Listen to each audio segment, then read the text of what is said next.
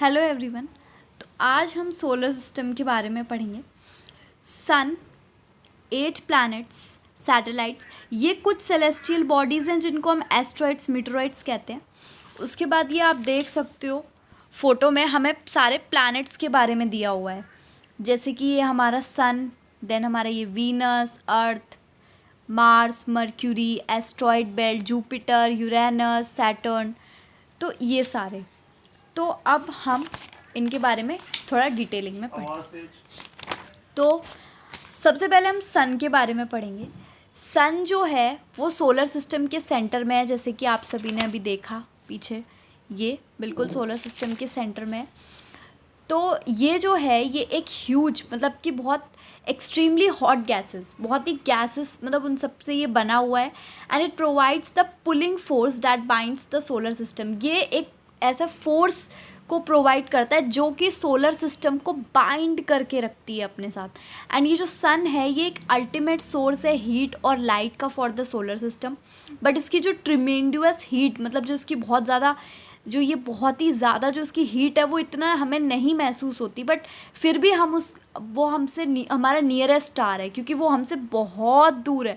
उसका जो सन जो है वो हमसे, याद रखना, 150 मिलियन किलोमीटर्स अवे है अर्थ से, मतलब इतना दूर है। लेकिन फिर भी सोचो, इतना दूर होने के बाद भी हमको इतनी गर्मी लगती है।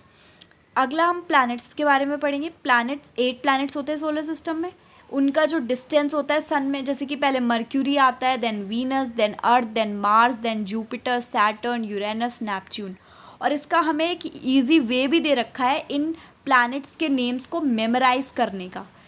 My very efficient mother just served us nuts. M for Mercury, V for Venus, E for Earth, M for Mars, J for Jupiter, S for Saturn, U for Uranus and N for Neptune. उसके बाद ये जो सारे 8 planets हैं solar system के, ये सब सन के अराउंड है, मूव करते हैं ना फिक्स्ड पाथ, मतलब इनका पाथ जो है वो फिक्स है। ये जो पाथ होता है वो इलांगेट, मतलब इनको हम ऑर्बिट्स कहते हैं, ये बहुत इंपॉर्टेंट टर्म है।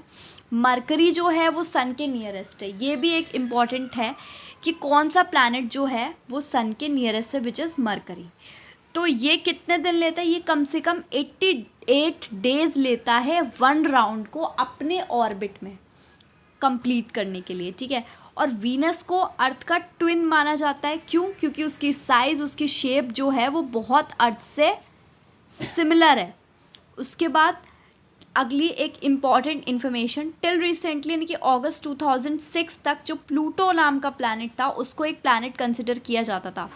पर फिर एक इंटरनेशनल एस्ट्रोनॉमिकल यूनियन में जो मीटिंग हुई थी उससे ये डिसीजन लिया गया कि जो प्लूटो है, लाइक अदर सेलेस्टियल ऑब्जेक्ट्स, उसको पहले डिस्कवर कर दिया गया ड्वार्फ प्लैनेट, वो बहुत दूर था।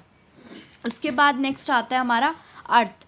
अर्थ जो है वो 3rd नियरेस्ट प्लैनेट है सन के, उसके जो है, ठीक है।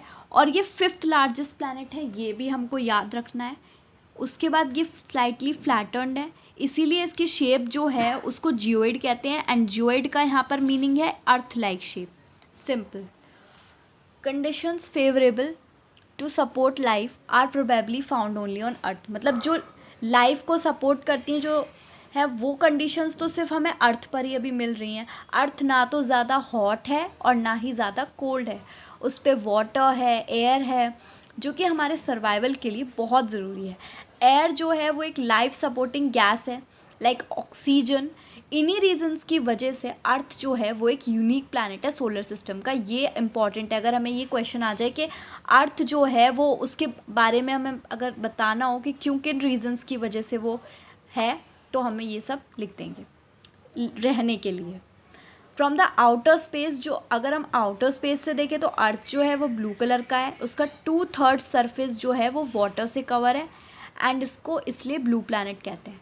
तो आज की क्लास हम यहीं ख़त्म करते हैं, नेक्स्ट क्लास में हम मून लेंगे। Thank you.